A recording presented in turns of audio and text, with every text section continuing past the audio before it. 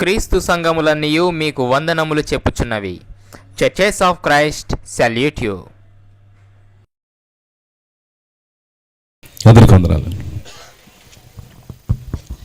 ప్రార్థన చేసిన సహోదరులకి ప్రత్యేకమైన వందనాలు తెలియజేస్తూ ఉన్నానండి. అలాగే మనము ముఖ్య సందేశము వినే సమయం వచ్చింది.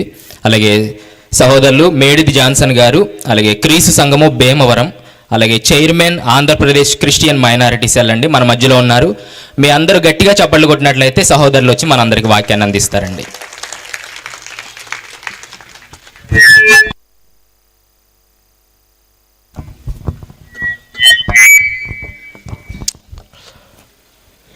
క్రీస్తు సువార్త సభలకు నన్ను ప్రత్యేకంగా ఆహ్వానించినటువంటి సహదేవుడి గారికి ముందుగా నా ప్రత్యేకమైన ధన్యవాదాలు తెలియజేస్తా ఉన్నా. అలాగే ఇక్కడ ఉన్నటువంటి సైలెన్స్ గారు, స్థానిక సంఘ కాపరి, వారికి కూడా నా ప్రత్యేకమైన ధన్యవాదాలు. అలాగే వేదిక మీద ఉన్నటువంటి రవికుమార్ గారు, అలాగే దేవానంద్, అలాగే సహదేవుడి గారి పిల్లలు చాలా కాలం నుంచి నాకు పరిచయం.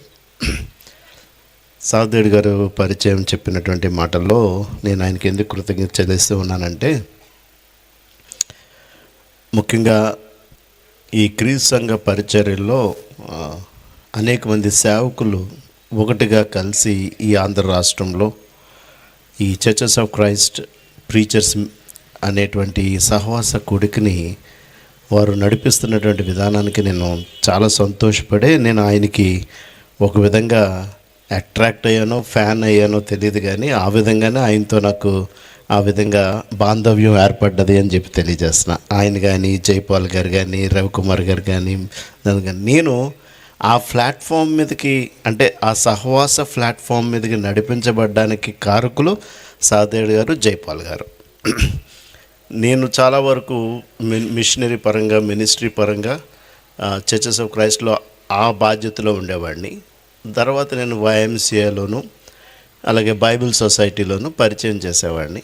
ఆ విధంగా నాకు మిగిలిన బిషప్స్తో కానీ, మిగిలిన మెయిన్ లైన్ చర్చెస్ అయినటువంటి లూథరన్ కానీ, ఈ CSA కానీ, ఈ బ్యాప్టిస్ట్ కానీ, క్యాథలిక్ కానీ, ఈ బిషప్స్తో నాకు పరిచయాలు ఏర్పడడం వల్ల దీనిలో దేవుడు నాకు చూపించినటువంటి మేలు ఏంటంటే, ముఖ్యంగా నన్ను పరిచయం చేసుకోవాలి కాబట్టి కొంతగా నేను తెలియజేస్తూ, వారందరితోటి నా ప్రయాణాల్లో క్రీస్తు సంఘం గురించి చెప్పేటువంటి యోగ్యమైనటువంటి పనిని దేవుడు నాకు ఇచ్చాడు.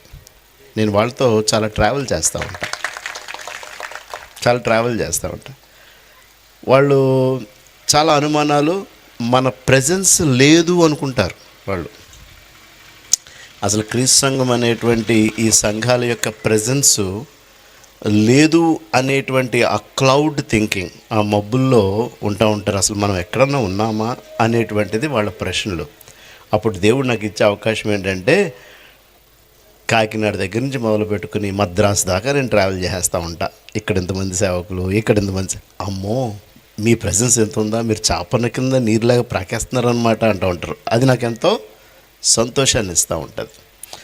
సువార్తని భారంగా కలిగి ప్రయాణం చేసేటువంటి సంఘము ఈ భారతదేశంలో, ముఖ్యంగా ఆంధ్ర రాష్ట్రంలో ఉంది అంటే అది ఏదైనా అయితే అది క్రీస్తు సంఘమే అని మీకు తెలియజేస్తున్నా. మీరు ఎలా చెప్పగలరు అని నన్ను అడుగుతారు. ఎందుకంటే నా యొక్క అసోసియేషన్స్ అన్నీ మిగతా సంఘాల యొక్క పెద్ద పెద్ద నాయకులతో, వాళ్ళ యొక్క అసోసియేషన్స్లో ఉండడం వల్ల వాళ్ళ యొక్క ప్రయత్నము పరిచర్యలో ఉండేటువంటి మెయిన్ది కనపడేది ఏంటంటే ప్రొటెక్షన్. వాళ్ళది ఉన్నటువంటి సంఘాలు, ఉన్నటువంటి ఆ బిల్డింగ్స్, ప్రాపర్టీస్ ప్రొటెక్షన్. మనకి ఆ బాధ లేదు. మన ఎక్కడికి వెళ్ళమంటే అక్కడికి వెళ్ళేటువంటి సంఘం క్రీస్తు సంఘం. ఇందాక చదవబడినటువంటి వాక్యంలో ఒక మాటని మీకు జ్ఞాపకం చేస్తూ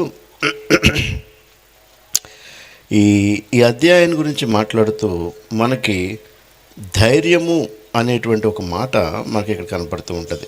ఎవరి నిమిత్తము, క్రీస్తు నిమిత్తం మనం ధైర్యంగా, సాక్షిగా మనం ముందుకు వెళ్ళేటువంటి ఆ యొక్క పరిస్థితి మనకుంది. మన వాక్యం ధైర్యంగా ఉంటుంది. మనం సత్యం సత్యం అంటూ ఉంటాం, కానీ మనం వినిపిస్తున్నటువంటి సత్యం వెనక మనకున్నటువంటిది ధైర్యం. అది మనం గమనించాలి. ఎందుకంటే సత్యం అనే ఫౌండేషన్ మీద ఉన్నాం కాబట్టి ధైర్యం అనేటువంటి వాక్యాన్ని అందించడానికి దేవుడు మనకి కృపను చూపిస్తూ ఉంటాడు. ఈ చదివినటువంటి వాక్యంలో ఉన్నటువంటి విషయాలు మాట్లాడుతూ, మనమందరము ముసుగు లేని ముఖముతో ప్రభు యొక్క మహిమను మనము ప్రతిబింబించేటువంటి వాళ్ళం, మిర్రర్ ఇమేజెస్ అని చెప్తున్నాడు ఇక్కడ. అది ఈ వాక్యంలో ఈ దినాన్ని పౌలు మనకి ఏంటంటే చెప్పేది, మనల్ని భూమి మీద ఉంచినప్పుడు మనం భూమి మీద పరిచర్యకు మనం ఉన్నటువంటి వాళ్ళం ఎవరిని ప్రతిబింబ చేయాలి? మనం ఈ లోకంలో మనం పరిచర్య చేస్తున్నప్పుడు ఈ భూమి మీద ఉన్నటువంటి వాళ్ళము మనము ప్రతిబింబ చేసేటువంటిది ఆయన యొక్క మహిమని దేవునిది తెలియని బిడ్డలకి చూపించడానికే మనం మిర్రర్ ఇమేజెస్ అని చెప్తున్నాడు పౌలు. ఈ భూమి మీద చిన్నప్పుడు ఒక నాన్ డీటెయిల్ స్టోరీ ఉండేది మాకు, మరి అది ఇప్పుడు ఉందో లేదో నాకు తెలియదు, కానీ సిండ్రెల్లా అనే స్టోరీ ఉండేది. ఎవరిని విన్నారా సిండ్రెల్లా స్టోరీ?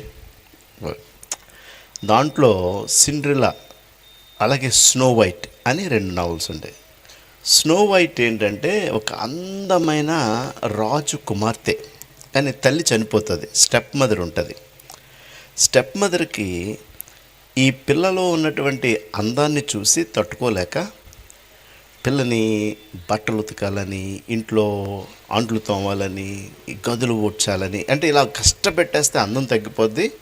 ఈ స్టెప్ మదర్ అంటే రాజుగారి రాణి, ఆ తల్లి చనిపోయిన తర్వాత ఆయన ఇంకొక మ్యారేజ్ చేసుకున్నాడు. ఆ తల్లి ఏమో ఈ పిల్ల అందం కనపడడం ఇష్టం లేదు కాబట్టి నలుగుడు పిల్లని ప్రతిరోజు సాయంత్రం పిల్లని బాగా అలసట చెందేసిన తర్వాత పిల్లని చూసి అద్దం ముందుకెళ్ళి, ఆ నవల్లో చాలా బ్యూటిఫుల్, చాలా బాగుంటుంది, ఎప్పుడన్నా చూడండి, అది యూట్యూబ్లో దొరుకుతుంది నవలు.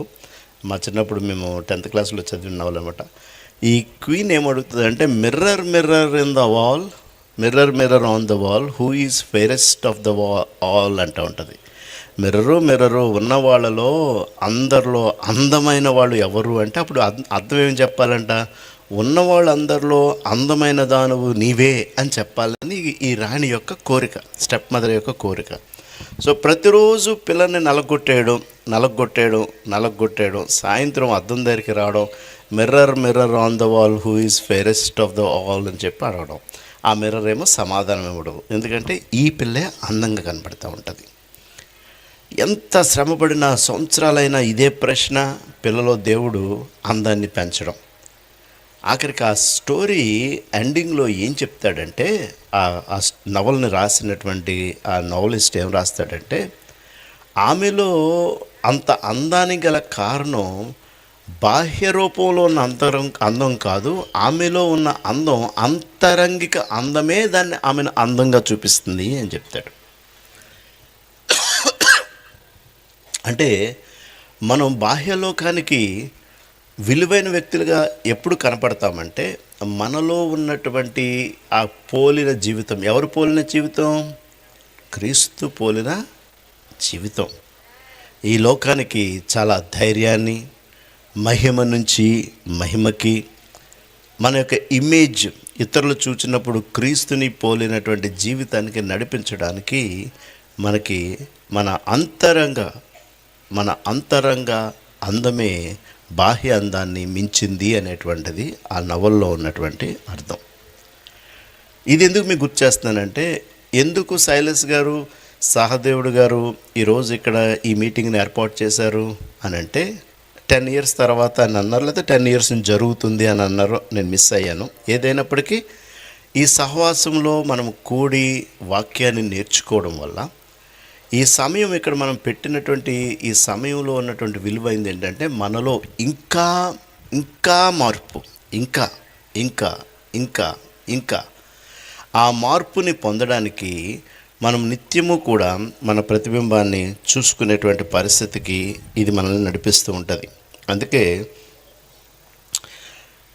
బటర్ఫ్లై మీ అందరూ తెలుసు, సీతాకోకచిలుక, దాని ముందు స్థితి మనకు తెలుసు. అది ఆ కకూన్లో ఆ గూడు కట్టుకుని చాలా దినాలు ఉన్న తర్వాత దాని నుంచి వచ్చినటువంటి మార్పును చూసి సీతాకోకచిలుక అంటాం మనం. అది గొంగళి పురుగు స్థాయిలో ఉన్నప్పుడు ఎవరు కూడా దాని దగ్గరికి దరిదాపుకి మనం వెళ్ళాం. కానీ మనం గమనించుకోవాల్సింది ఏంటంటే, సీతాకోకలను చూడగానే దాని వెనక చిన్నపిల్లలందరూ పరిగెడతా ఉంటారు దాన్ని పట్టుకోవడానికి. ఇది మనం గమనించుకున్నప్పుడు, మనం ఆలోచన చేసినప్పుడు,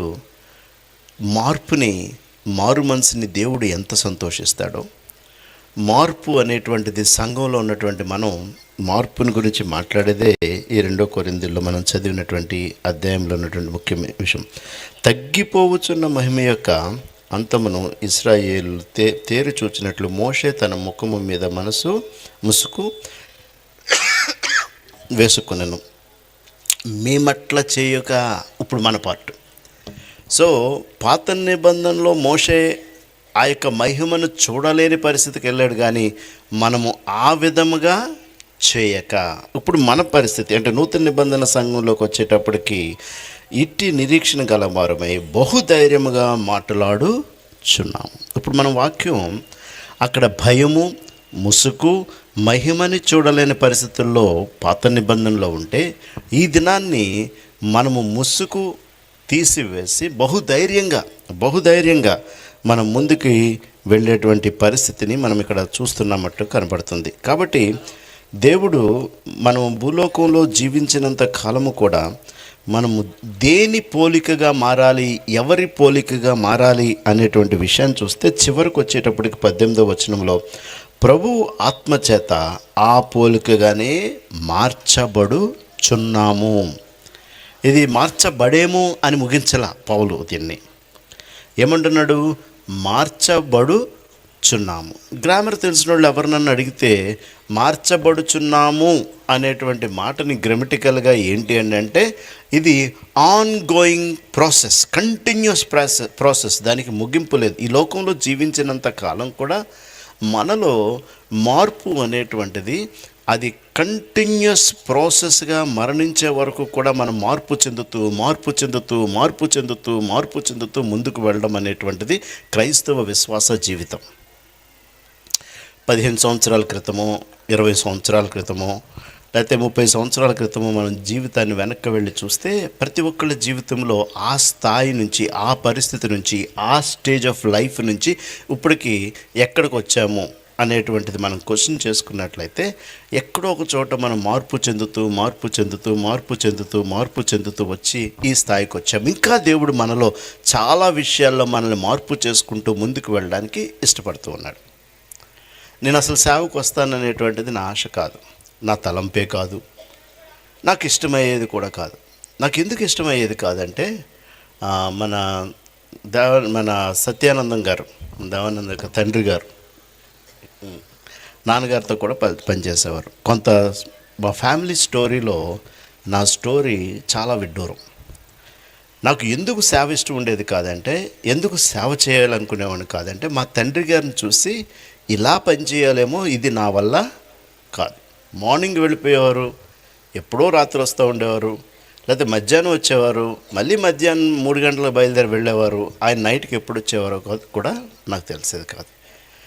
నేను మా అమ్మతో అనేవాడిని, అమ్మ నాకు ఈ లైఫ్ వద్దు, నేను ఇలాంటి లైఫ్లో నేను కొనసాగడం నాకు ఇష్టం లేదు. అసలు నాకు ప్రీచింగ్ కానీ, చర్చ్ మినిస్ట్రీ కానీ, మిషన్స్ మినిస్ట్రీ కానీ నేను చెయ్యను అని నేను చాలా కటిగా నేను ఇంటర్మీడియట్ అయ్యి డిగ్రీ 2nd ఇయర్కి వచ్చేటప్పటికి నేను చెప్పేశాను ఇంట్లో. అయితే అమ్మ నాయన ప్రతిరోజు రాత్రి ఫ్యామిలీ ప్రేయర్లో ఏం ప్రార్థన చేసేవారు? దేవా, నా కొడుకుని సేవ కొరకు అనుకున్నాం, నీవు ఏదో రీతిని తనలో మార్పు తీసుకురా, తన మనసు మార్చు. ఆ ప్రార్థన వాళ్ళు దేవుడికి చేస్తున్నట్టు అనిపించేది కాదు. ఆ ప్రార్థన నాకు వినపడాలగా చేస్తున్నారేమో అనుకుని ప్రార్థనకి వెళ్ళడం మానేసేవాడిని.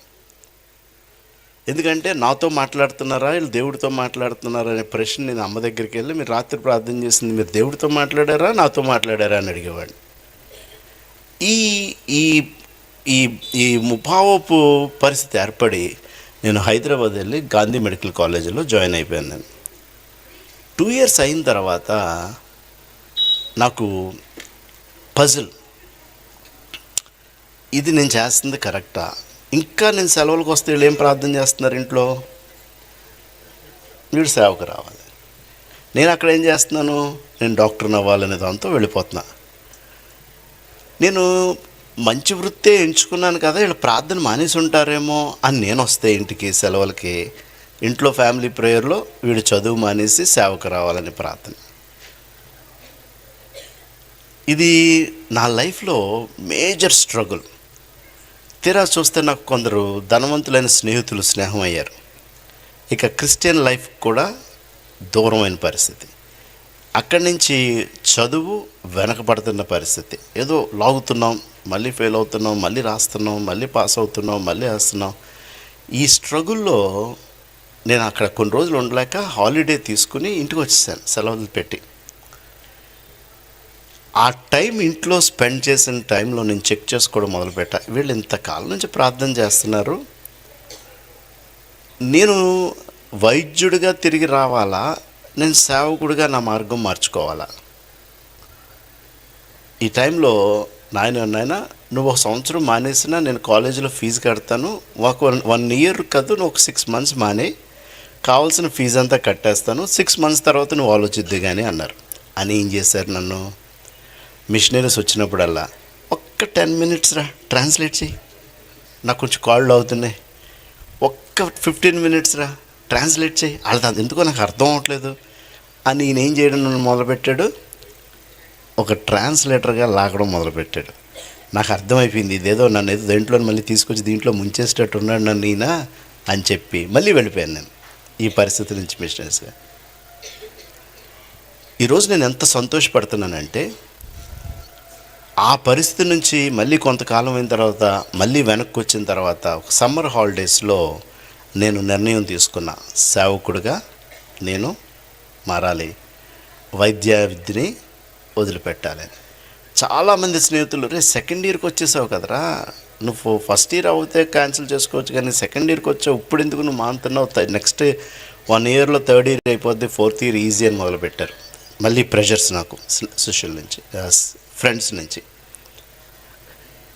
కానీ దేవుని ప్రణాళికలో ఉంటే ఈరోజు ఇంతమంది సేవకులుగా ఈ ప్రదేశంలో ఉన్నారు అంటే ఇది వాళ్ళ నిర్ణయం కన్నా మొట్టమొదటిది దేవుని ప్రణాళికలో తల్లి గర్భంలోనే ఏర్పరచబడినటువంటి దైవ పరిచర్లో ఉన్నటువంటి సేవకులు.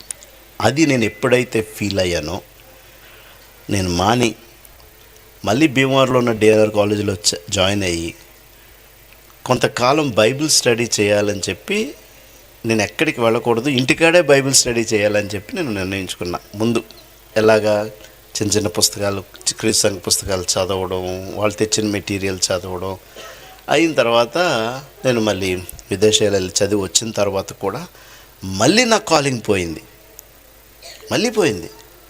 మళ్ళీ సేవకు రాకూడదు అనేటువంటి ఉద్దేశం. ఎందుకంటే సేవ కష్టం, మిగతావన్నీ లగ్జరీ, లైఫ్, ఫ్యూచర్.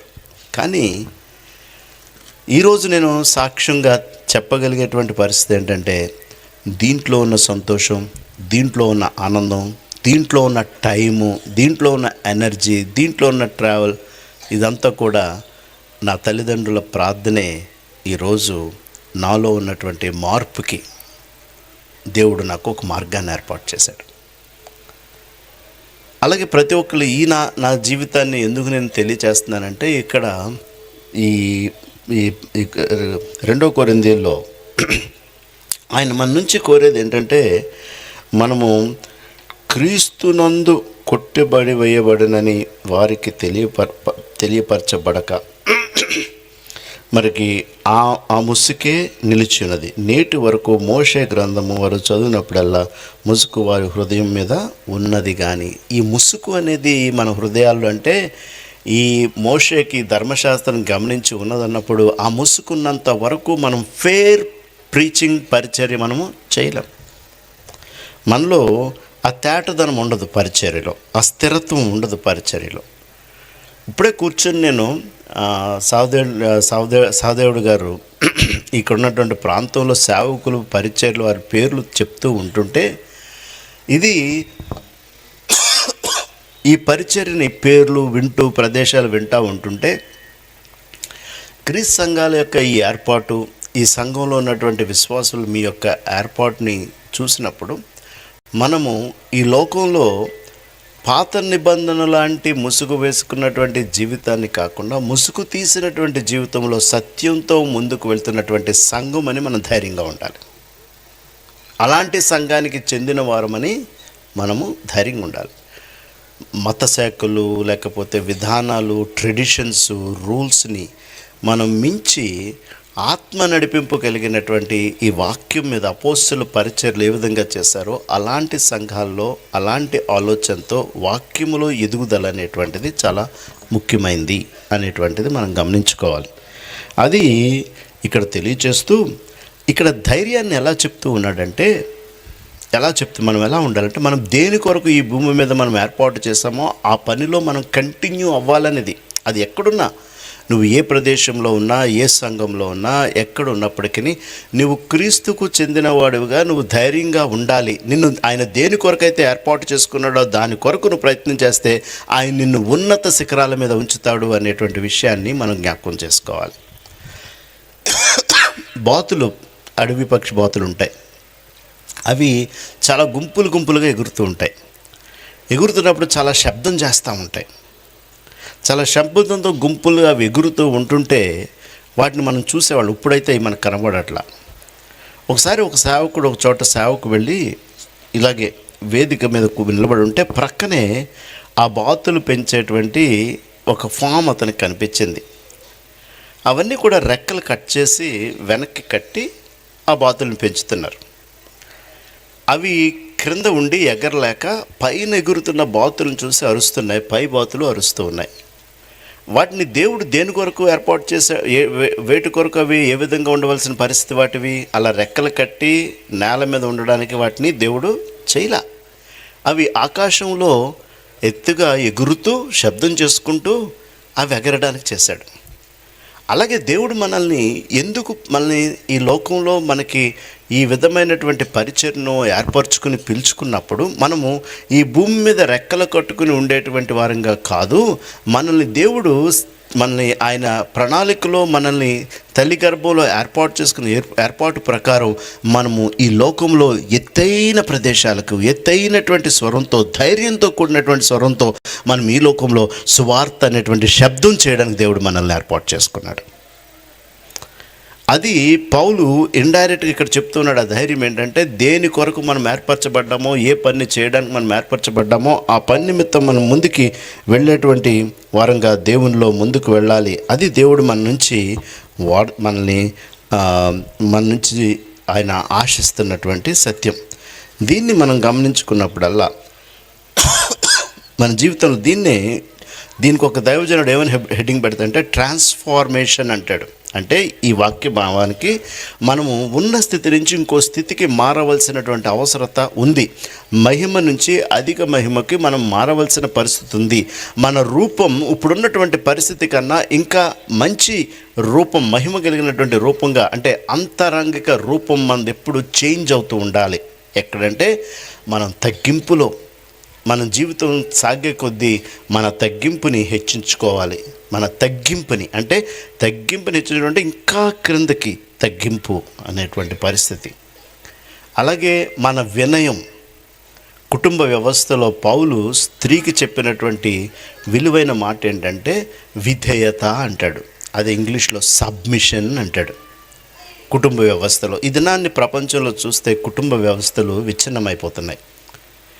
ఈ క్రైస్తవ కుటుంబ వ్యవస్థలు ఇప్పుడున్నటువంటి పరిస్థితి నుంచి ఇంకా హెచ్చైన పరిస్థితికి, ప్రేమ కలిగిన పరిస్థితికి, ఆ వివాహ బాంధవ్యాల ద్వారా ఇంకా అనేకులకు సాక్షిగా ఈ లోకానికి ఉండే పరిస్థితికి మారవలసినటువంటి వివాహాలు విచ్ఛిన్నమైపోతూ ఉన్నాయి.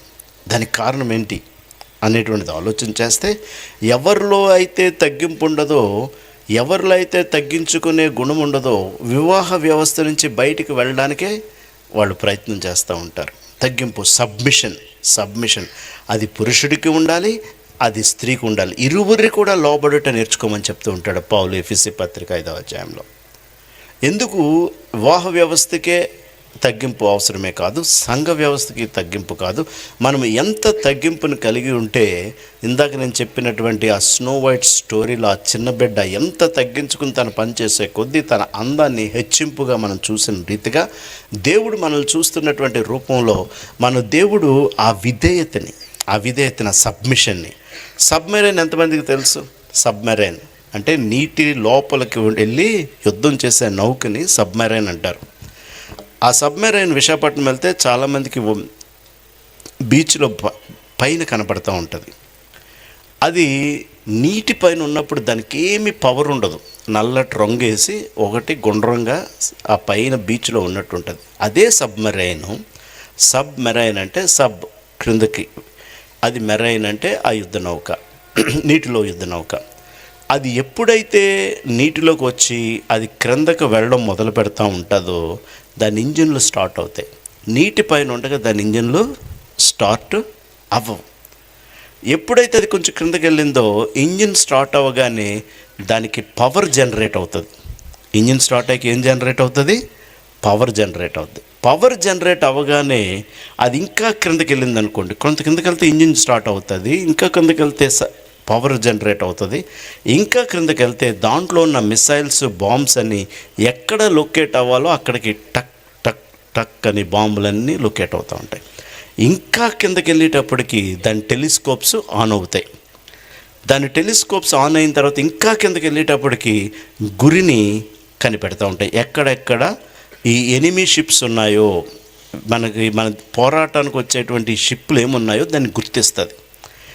అది ఎంత క్రిందకి స్టెప్ బై స్టెప్ డౌన్ అవుతుంటే దానిలో అంత పవరు, అంత మిసైల్ పవరు, అంత విరోధి షిప్స్ని కనిపెట్టి దాన్ని టార్గెట్ని సుమారు 50 నుంచి 500 కిలోమీటర్ల రేంజ్ వరకు కూడా ఈ సబ్మెరైన్ దాన్ని కొట్టేస్తుంది. అంతే, పైనుంటే దానికి బలం లేదు. అది ఎంత క్రిందకి వెళ్ళే కొద్దీ దాని యొక్క పవర్ని అంతా జనరేట్ చేసుకుంటుంది. దాన్నే సబ్మెరైన్ అంటారు. దాన్నే క్రిందకి విధేయత. కుటుంబ వ్యవస్థ అయినా కానీ, సంఘ వ్యవస్థలో కానీ, సంఘ పెద్దల క్రింద నడిపిస్తున్న సంఘం కానీ, ఎక్కడైతే ఈ తగ్గింపుని మనం చూస్తామో దానిలో అంత శక్తి, అంత ధైర్యం ఉందని చెప్పి పౌలు ఇక్కడ చెప్తున్నాడు. దీన్ని బట్టి మనం నేర్చుకోవాల్సింది, మన జీవితంలో మనం గమనించుకోవాల్సింది, మనం జీవితంలో కొంచెం సాధించే కొలది తెలియని రీతిగానే మనకి అహం అనేటువంటిది మనకి ఏర్పడుతూ ఉంటుంది. దాన్ని మనం చెక్ చేసుకుని మన ప్రోగ్రెస్ కార్డ్ని చూసుకోవడం అనేటువంటిదే తగ్గింపులో చాలా అవసరత. ఎందుకంటే మనం కొంచెం హెచ్చింపబడేటప్పటికి ఈ లోక పరిస్థితుల్లో మనం కొంచెం క్రిందకు వెళ్ళే స్థాయిని మర్చిపోయామా? సౌలు మహారాజు జీవితమే. తను రాజుగా ఎంపిక చేసే సందర్భంలో తనకున్నటువంటి గుణగణాలు చూస్తే అద్భుతం, అమోఘం. అసలు జనుల్లో నిలబడినప్పుడు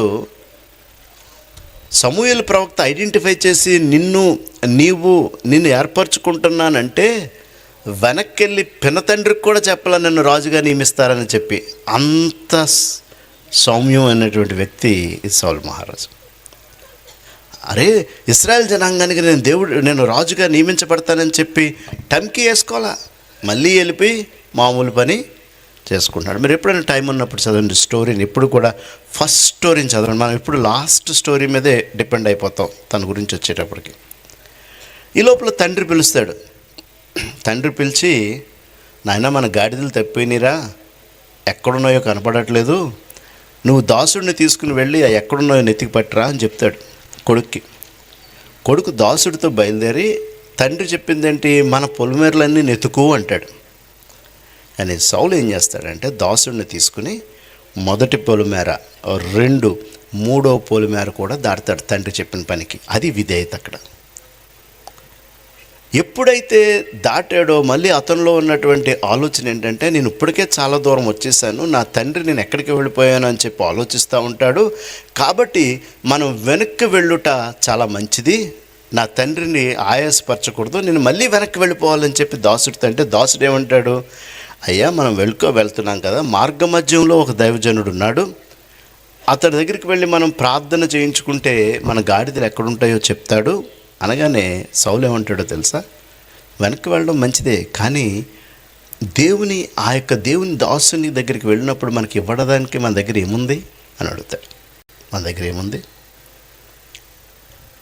చాలాసార్లు మనం ఆలోచించింది సేవకుల గురించి ఆలోచించేస్తే నూతన నిబంధనలోనే సుమారు చాలా సందర్భాల్లో దైవజనుని గురించి పట్టించుకునే బాధ్యత సంఘాంది. పరిచర్యలో ఉన్నటువంటి దైవజనుని, సేవకుని యొక్క పరిచర్యల విషయంలో ఆలోచించవలసింది మీదే, మందే. ఎవరు నేర్పారు సౌలుకి? కుటుంబంలో నేర్చుకున్నాడు ఇవ్వడం అనేటువంటిది. వెండి ఉంది మన దగ్గర, చాలా వెండి ఉంది, ఆ వెండిని మనం తీసుకుని వెళ్ళి ఇద్దామంటే వాళ్ళు ఫస్ట్ చేసింది ఏంటంటే వెండిని పట్టుకెళ్ళి ఇచ్చారు. అది సౌల్లో ఉన్నటువంటి సెలక్షన్కి కారణం ఏంటంటే తండ్రిని జ్ఞాపకం చేసుకున్నారు, చెప్పిన పని దాటి పొలిమేరలు దాటారు. తిరిగి దైవం దగ్గరికి వెళ్తున్నప్పుడు మనం ఏది ఇవ్వాలా అనేటువంటి ఆ విషయాన్ని ఇచ్చుట అనేటువంటిది నేర్చుకున్నారు. అది ఆ విషయాన్ని చూసిన తర్వాత మళ్ళీ సమూయేలు వచ్చి రాజుని ఏర్పాటు చేయాలి అంటే సొలొమోను సౌలు ఎక్కడ దాక్కున్నాడో తెలుసండి? ఎక్కడ దాక్కున్నాడో తెలుసా? పిలుస్తుంటే సామాను గదిలో దాగాను అంటది వాక్యంలో. అంటే తగ్గింపు చూడండి. ఎక్కడైతే రాజు అయ్యాడో అహం స్టార్ట్ అయింది, అతనికి అహంకారం స్టార్ట్ అయింది. ఈ అహంకారం స్టార్ట్ అయ్యేటప్పటికి ఏం చేయడం మొదలుపెట్టాడు? ఇంకా అక్కడి నుంచి దావీదు స్టోరీ. అహంకారం. ఒక అర్పణ ఇవ్వవలసినటువంటి యాజకుల కొరకు వెయిట్ చేయకుండానే, కొద్ది నిమిషాలు కూడా వెయిట్ చేయకుండానే అహంకారం ఎక్కడికి వెళ్ళిపోయిందంటే రాజు అయినా కానీ ఆ పని నేనే చేసేస్తానని చెప్పి అర్పణ చేశాడు. అప్పుడు దేవుడు ఏమన్నాడు తెలుసా? నాకు వేరొక హృదయానుసారుడు కనబడెను. అంతే, దేవుడు నిర్ణయం చేసుకున్నాడు. మనం అనుకుంటాం క్రమశిక్షణ, దేవుని క్రమశిక్షణ దగ్గర ఏం పెడతామంటే క్షమాపణ, ప్రేమ అని చెప్పి క్రీస్తు ప్రేమ అని, లేకపోతే క్రీస్తు క్షమాపణ తీసుకొస్తూ ఉంటాం. పాత నిబంధనలో యొక్క క్రమశిక్షణకి చాలా వాల్యూ ఉంది. అయితే మనం నూతన నిబంధనలో ఉన్నాం కాబట్టి మనం ఆలోచించవలసింది ఏంటంటే దేవుని యందు భయభక్తులు కలిగి ఉండడం అనేటువంటి సత్యాన్ని మటుకు మనం దూరం అవ్వకూడదు.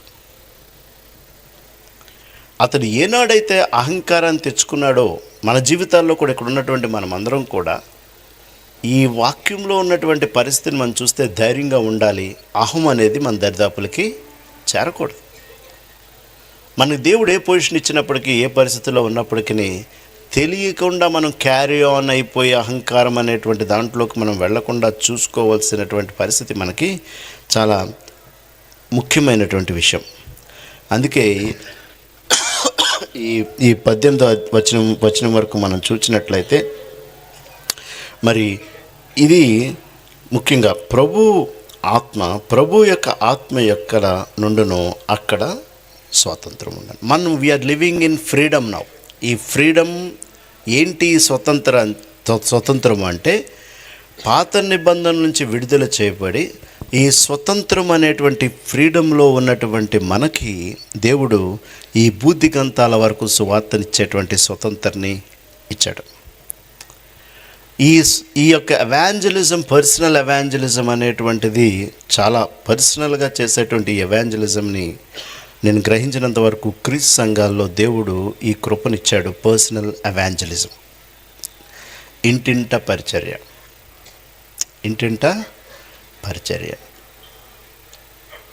లాస్ట్ టైం జగన్ గారిని కలిసినాడు ముఖ్యమంత్రి గారికి, మాతో వచ్చిన దైవజనులో ఇంకో డైవర్ట్ అవుతున్నాను కదండి, చిన్న ఉదాహరణ చెప్తున్నా.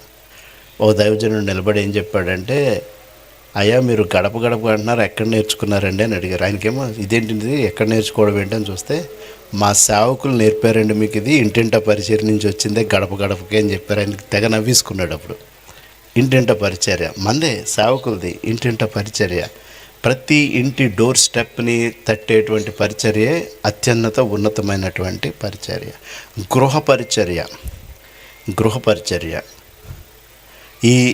ఈ స్వతంత్రం దేవుడు మనకి ఇచ్చాడు కాబట్టి దీన్ని మనం ఉపయోగించుకుని ఆహ్వానించినటువంటి వారి దగ్గరికి వెళ్ళడానికి ప్రయత్నం చేయాలి. కానీ ఈ భారతదేశంలో ఉన్నటువంటి పరిస్థితులకి మనము ఒక క్రైస్తవ కుటుంబం ద్వారా వారికి స్నేహమైన కుటుంబానికి వెళ్ళడానికి ప్రయత్నం చేయాలి. కానీ మన వీధి పరిచర్యల్లో పర్మిషన్ అనేటువంటిది ఒకటి ఉంది. కాబట్టి మనము ఎవరి చేతో నిందించబడే విధంగా కాకుండా మనం రూల్స్ అండ్ రెగ్యులేషన్స్ పాటిస్తూ ఇంటింట పరిచర్యం చేయడం అనేటువంటిది మన బాధ్యత. సేవకులుగా ఉన్నటువంటి వారికి నేను తెలియజేస్తాను. ఉండేటువంటి పరిస్థితులు, ఈ స్వతంత్రత వాక్యంలో మనకు దేవుడు ఈ సువార్తను చాటించిన స్వతంత్రత ఇచ్చేవాడేమో, కానీ రాను రాను పరిస్థితులు ఏ విధంగా ఉంటాయి అనేటువంటిది ప్రశ్న ఏర్పడుతుంది అనేటువంటిది మీకు జ్ఞాపకం చేస్తూ ఉన్నా. అందుకే పౌలు చెప్తూ ఉంటాడు, ఈ కుటుంబ వ్యవస్థ తర్వాత ఏం చెప్తాడంటే జ్ఞానముగాను జాగ్రత్తగాను అంటాడు. 5:29 వచ్చేటప్పటికి జ్ఞానముగాను జాగ్రత్తగాను. చాలా జాగ్రత్తగా మనం ఈ సేవా పరిచర్యను చేసుకుని వెళ్ళడానికి దేవుడు చాలా మార్గాలు ఉన్నాయి. జాగ్రత్తగా చేసుకునేటువంటి పరిచర్యలు, ఈ జాగ్రత్తగా చేసేటువంటి పరిచర్యలో ఈ కొట్టివేయబడిన, తగ్గిపోవచ్చున్న అంటే ఫుట్ నోట్లో కొట్టివేయబడినటువంటి పరిస్థితి నుంచి నూతన నిబంధనలో ముసుగు తీసినటువంటి పరిచర్యలోకి మనం వెళ్ళాము. కాబట్టి మనము ఆయన పోలికగా మార్చబడుచున్నాము. మనకి ఎండ్ రిజల్ట్ ఏంటంటే ఈ స్వతంత్రత కలిగిన ఈ పరిచర్యలో జ్ఞానంగాను జాగ్రత్తగాను మనం చేయడం వల్ల ఈ ముసుగు తీసినటువంటి, అంటే we are showing the reality of the scriptures, వాక్యాన్నిలో ఉన్నటువంటి రియాలిటీని మనం ముందుకు తీసుకుని వెళ్ళేటువంటి ఈ ఆలోచన మనందరికీ కావాలి. ఇంతకుముందు అయితే ఈ నిరీక్షణ గురించి కూడా ఇక్కడ మాట్లాడుతూ ఆయన 4వ అధ్యాయంలో ఈ నిరీక్షణని జ్ఞాపకం చేసుకుంటూ, ఈ నిరీక్షణలో ఆయన రూపంలోకి మారిస్తే ఇక మనకి ఏ రికమెండేషన్ అక్కర్లా. సపోజ్ ఏంటంటే రికమెండేషన్ అనుకోండి, ఒక ఉద్యోగానికి వెళ్ళామనుకోండి, ఇంటర్వ్యూలో ఉన్నవాళ్ళు మీరు ఏమన్నా రికమెండేషన్ లెటర్స్ తెస్తే ఆ రికమెండేషన్ లెటర్స్లో నువ్వు ఎవరు, నువ్వు ఎలాంటి వాడువు, ఎక్కడి నుంచి వచ్చావు అని రిఫరెన్స్ ఇచ్చిన వాళ్ళు రిఫరెన్స్ లెటర్స్ ఇస్తారు. దాన్ని బట్టి ఉద్యోగం సార్. కానీ నెక్స్ట్ మనము ఈ మహిమ నుంచి మనం మార్పు చేసిన స్థితిలోకి వెళ్తే, అంటే క్రీస్తు రూపంలోకి మనం మార్చబడితే ఇంక మనకి రెఫరెన్స్ లెటర్లు అక్కర్లా దేవుని సన్నిధిలో. ఎందుకంటే మనం ఎవరు పోలికగా ఉన్నాము, వీళ్ళు క్రీస్తుకు చెందినవారు, వీళ్ళు క్రీస్తుకు చెందినవాళ్ళు, వీళ్ళు క్రీస్తుకు చెందినటువంటి ఆ రూపంలోకి మనం క్రీస్తు పోలినటువంటి జీవితంలోకి పౌలు ఎలా మనల్ని కోరుతున్నాడో అలా కోరినప్పుడు వీళ్ళు పలానా వాళ్ళు పలానా వాళ్ళని ఐడెంటిఫికేట్ చేయక్కర్లా, రెఫరెన్స్ చేయక్కర్లా. మనం క్రీస్తు పోలి జీవిస్తే మనం క్రీస్తు వారం అనే లోకం మనల్ని గుర్తిస్తుంది. ఆ సత్యాన్ని మనం గమనించుకుని ముందుకు వెళ్ళేటువంటి పరిస్థితి మనకి చాలా ముఖ్యమైనది అనేటువంటి విషయాన్ని ఇక్కడ మనం తెలియజేస్తూ ఉన్నాం. ఎలా ఉంది పరిస్థితి, ఎలా ఉంది లోక పరిస్థితి? నేను ఇందాక చెప్పాను, కుటుంబాలు విచ్ఛిన్నమైపోతున్నాయి. యవన బిడ్డలు ఎలా ఉన్నారు, యవన బిడ్డలు ఎలా ఉన్నారు? మనం చూడవలసింది ఇదే లోకంలో ఉన్నటువంటిది. ముఖ్యంగా సంఘాల్లో ఉన్నటువంటి మీరు, మన యవన బిడ్డలు ఎలా ఉన్నారు, మన యవన గర్ల్స్ ఎలా ఉన్నారు, వాళ్ళలో ఉన్నటువంటి పరిస్థితి సమాజంలో ఎలా ఉంది, వాళ్ళ పట్ల మనం తీసుకోవాల్సినటువంటి శ్రద్ధ ఎలా ఉంది?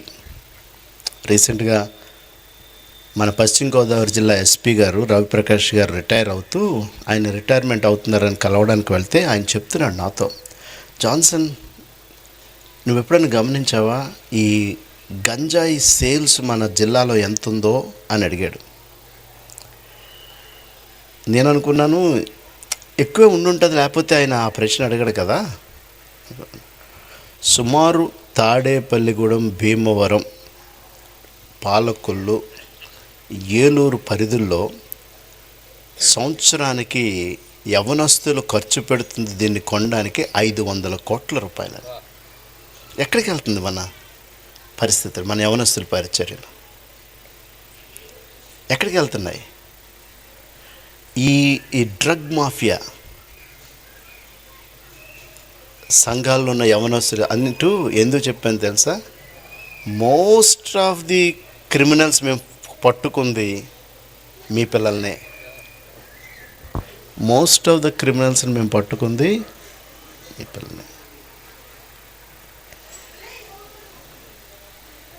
నేను ఎందుకు చెప్తానంటే, ట్రాన్స్ఫర్మేషన్, మార్పు అని మాట్లాడుతున్నటువంటి మనం మన కుటుంబాల్లో ఉన్నటువంటి బిడ్డల్లో ఈ చెక్ చేసుకోకపోతే వివాహ బాంధవ్యాల్లో ఎన్ని శ్రమలు చూస్తున్నామో, consumption, alcohol consumption, drugs consumption. నాకు మొన్న ప్రయాణం చేస్తూ చెప్తున్నాడు, అన్న దిగానన్నా బస్సు ఎక్కాను, కొంచెం ముందుకు వచ్చాక బస్సు ఆపారు, తల్లి కూతురు ఎక్కారన్న. తల్లి కూతురు చూస్తూ ఉంటుంటే చాలా మంచి కుటుంబం నుంచి వచ్చున్నారు, అమ్మాయి చాలా అందంగా ఉంది. సరే చూశాను, తిన్నగా చూస్తే ఆ బస్ డ్రైవర్ ఏమో మా చర్చ్ మెంబరే. అన్న ముందుకు వచ్చి కూర్చోండి అన్న, ఫ్రంట్ సీట్లో కూర్చోండి అన్న అన్నాడు. కూర్చున్నాను. సగం దూరం ప్రయాణం అయిన తర్వాత బస్సు హనుమాన్ జంక్షన్ వచ్చి ఆగింది. ఆగిన తర్వాత వాళ్ళ తల్లి ఈ అమ్మాయికి ఏదైనా తినడానికి ఏమైనా ఉంటే మంచిదేమో అని చెప్పి బస్సు దిగింది. వెంటనే అమ్మాయి నా భుజం కొట్టి, హాయ్ నీ పేరేంటి అని అడిగిందట. ఈ సేవకుడు, ఇదేంట్రా గొడవ, ఏం చెప్పాలి ఇప్పుడు, మాట్లాడాలా వద్దా అని చెప్పి, ఎందుకంటే మొత్తం నా పరిస్థితి అంతా చెప్పేద్దామని చెప్పి, అమ్మ నేను పాస్టర్నమ్మా, ఏలూరులో పనిచేస్తున్నాను, నా పేరు జ్యోతిరాజ్ అంటారు, మన్నా చర్చ్ నాది అని మొత్తం చెప్పేశాడు. కంగారులో ఎందుకు వచ్చిన గొడవ అని చెప్పి. అంటప్పటికి ఇంకా అక్కడి నుంచి దిగిపోదాను. మళ్ళీ కొట్టిందంట. హాయ్ జ్యోతి అందంట. ఈయనేమో జ్యోతిరాజు, నేను మన్నా సేవకుడిని, పాస్టర్ని అని చెప్పాడు. హాయ్ జ్యోతి అందంట. అక్కడ తాగిపోగా కొంచెం కిందకి వెళ్ళి ఖైనీ ప్యాకెట్లో 10 కొనుక్కొస్తావా అని అడిగిందంట. లోకం ఎక్కడుంది? లోకం ఎక్కడుంది? మన బిడ్డలు ఎట్టు వెళ్తున్నారు? మన యవనస్తులు ఎట్టు వెళ్తున్నారు? ఈ దినాన్ని ఇక్కడ చేరినటువంటి సంఘానికి నేను ఇచ్చే అలర్ట్ అదే. మీ పిల్లలు, మీ పరిస్థితులు, మీ యవనస్తులు ఏ మార్గంలో ప్రయాణం చేస్తున్నారు? అంటే మనకు అప్పుడు అవసరమైన పరిచర్య ఏంటంటే, క్రీస్తు సంఘాల్లో కానీ ఏ సంఘాల్లో అయినా కానీ ఏ పరిచర్యలు, ఏ మిషన్స్ అయినా, ఏ మినిస్ట్రీస్ అయినా యవనస్తుల పరిచర్యకి మార్గం తెరవాలి అనేటువంటిది మనం నిర్ణయం తీసుకోవాలి. ట్రైనింగ్ ప్రోగ్రామ్స్ చాలా అవసరం. Preacher training programme, elders training programme, ఈ ప్రీచింగ్, టీచింగ్, బైబిల్ క్లాసెస్ చెప్పేటువంటి ప్రోగ్రామ్స్లో ఈరోజు యవనస్తుడు నిలబడి ఈ ప్రోగ్రామ్ నడిపిస్తూ ఉంటుంటే నాకు గుర్తొచ్చింది అదే. ఎంతవరకు మనం యవనస్తుల్ని ముందు పెట్టడానికి మనం ప్రయత్నం చేస్తున్నాం. ఈరోజు మాస్టర్ ఆఫ్ ది ఈ సభల్ని నిర్వహిస్తున్నటువంటి యవనస్తుడిని చూసినప్పుడు మన బిడ్డలందరూ దేవుని కొరకు నిలబడాలి అనేటువంటి ప్రార్థన మన కుటుంబాల్లో స్టార్ట్ అవ్వాలి. అలాంటి ఆలోచన మన కుటుంబాల్లో ఇంప్రూవ్ అవ్వాలి. అందుకే ఈ 4వ అధ్యాయం 12వ వచనంకి వచ్చేటప్పటికి మనకి కనబడేటువంటి ఆలోచనని మనం ఆలోచన చేస్తూ, నన్ను క్షమించండి ఎక్కువగా దగ్గుతున్నాను, అయినప్పటికీ ఈ యొక్క ఆలోచనలు, ఈ తలంపుల్ని మనం ముందుకు వెళుతూ కూడా మనమందరము ముసుగులేని ముఖముతో ప్రభు యొక్క మహిమను అద్దము వలె ప్రతిబింబ చేయొచ్చు, మహిమ నుండి అధిక మహిమకి పొందొచ్చు అంటాడు. అది మన ఫ్యామిలీస్లో స్టార్ట్ అవ్వాలి. అది మన ఫ్యామిలీస్లో ఈ యొక్క సత్యం మనకి ముందుకు వెళ్ళాలి. అంటే ఈ నిరీక్షణ, ఎలాంటి నిరీక్షణ కలిగి ఉండాలంటే, మన కుటుంబాలు రాబో తరానికి సంఘాల్లో స్తంభాలుగా, మన బిడ్డలు రాబో తరంలో సంఘాల్లో పరిచర్య చేసేవారిగా మారాలి. అలాగే మన సంఘంలో ఉన్నటువంటి విశ్వాసులందరూ తిరిగి రానైనటువంటి క్రీస్తు కొరకు సిద్ధబాటు కలిగినటువంటి పరిచర్యలు మన సంఘంలో జరుగుతూ ఉండాలి. ఇదంతా చెప్పినప్పుడు దీని నుంచి మనకు వచ్చేది ఏంటంటే ధైర్యం వస్తుంది. It builds up a confidence అని చెప్తున్నాడు పౌలు. ఏమని పని చెప్తున్నాడు అంటే, it is a speaking with confidence, it's builds up confidence. ఒక నిబ్బరమైనటువంటి పరిస్థితిలో మనం ముందుకు వెళ్ళేటువంటి పరిస్థితి మనకు కనపడుతూ ఉంటుంది. అందుకే రోమా 1:16 మనం చాలాసార్లు బోధిస్తూ ఉంటాం, ఇది దేవుని శక్తి అయి ఉన్నది అంటూ ఉంటాం. మనం ఈ సువార్త అనేటువంటిది దేవుని శక్తి. ఇది ఎవరి చేతుల్లో పెట్టాలని మనం ఆలోచించాలంటే, రానున్న దినాల్లో మన యవ్వనస్తులు ఈ దేవుని శక్తి, ఈ సువార్త అనేటువంటి దేవుని శక్తిని కలిగి ముందుకు పంపడానికే మన గురి, మన నడిపింపు. సహోదరుగా బిడ్డలు మరి భీమవరంలో కూడా ఒక అవసరమైనటువంటి, ఎక్కడైతే నేను ఇది మెన్షన్ చేశానో దాని దగ్గరలోనే సంఘాన్ని స్థాపించారు. ఎక్కడైతే ఇది సేల్ అవుతుందో ఎక్కడైతే ఇది ఇక్కడ హెవీగా అవుతుందో అక్కడే సంఘం స్థాపించబడి దేవుడు ఏ ప్రణాళికతో పంపాడో ఆ బిడ్డను అక్కడికి, ఏ ప్రణాళికతో పంపాడో ఆ ప్రణాళికను మనం ఎప్పటికప్పుడు మనము దీన్ని చెక్ చేసుకుంటూ ముందుకు వెళ్తూ అన్వేలింగ్, ఈ ముసుగు తీసి వివాహాల్లో మనం అందరం ఎప్పుడు చప్పట్లు కొడతామండి? పెళ్ళికొడుకు పెళ్ళికూతురు ముసుగు తీసిన తర్వాత మనం అందరం ముడుసుకు కూర్చుంటామా? ఎవ్వరం కూర్చోం కదా. తీగానే ఎంతో సంతోషం ఆ యొక్క ముసుగు తీసిన వెంటనే. ఆ జాయ్ని చెప్తున్నాడు ఇక్కడ పౌలు. అలాంటి సంతోషాన్ని మనం కలిగి ఉండాలి. అలాంటి సంతోషంతో మనం ఈ లోకంలో ముందుకు వెళ్ళేటువంటిది. దీనిలో మన నిత్యము కూడా మన ఆలోచన, మన తలంపు మాస్క్ తీయడం అన్నమాట. మాస్క్ తీయడం. ఇప్పటివరకు మనం కరోనాలో మాస్కులు పెట్టి తిరిగాం. కొంతమంది మనం గుర్తుపెట్టేవాళ్ళు కాదు, కానీ క్రీస్తులో ఉన్న వాళ్ళకి మాస్క్ తీసిన బ్రతుకులు, అందరూ మనల్ని క్రైస్తవులని గుర్తుపెట్టుకేటువంటి వాళ్ళంగా, ముసుగు తీసినటువంటి జీవితంలో క్రీస్తుని పోలి జీవించే వారంగా మనం మారాలి. మా దగ్గరికి గుడివాడ నుంచి ఒక పాప 13-14 సంవత్సరాల వయసులో వచ్చింది. మా దగ్గర ఉన్నటువంటి సంస్థలో హాస్టల్లో జాయిన్ అయింది.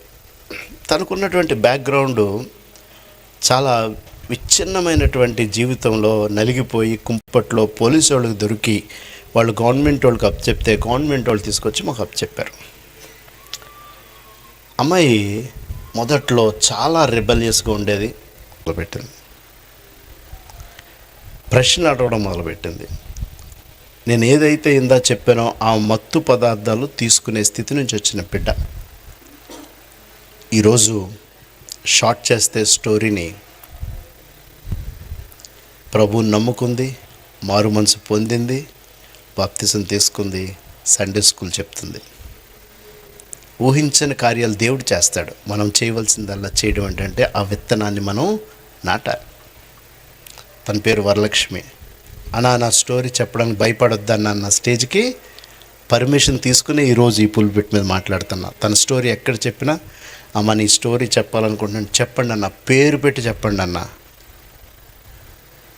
నేను ఇప్పుడు బ్రతికినా జీవించినా నా చావైనా నా దేవుని కొరకే.